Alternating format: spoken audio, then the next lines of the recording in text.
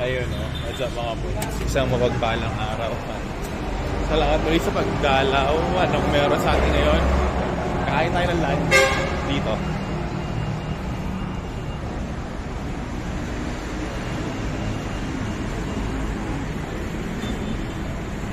The Comfort Food Manila. Bakit dito tayo kakain ng lunch?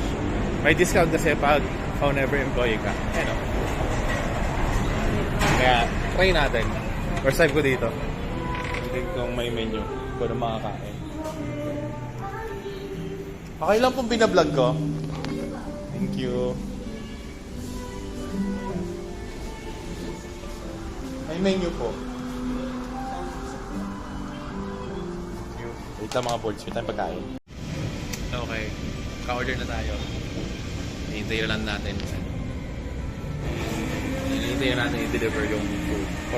For 20 minutes naman. Okay naman. So, tayo na kayo nagpapatubo ko ng bigote at balbas. Kaya ganyan. So, na pagdating ng konti nga natin yung presentation. Bye. Kalimutan kong mag-vlog.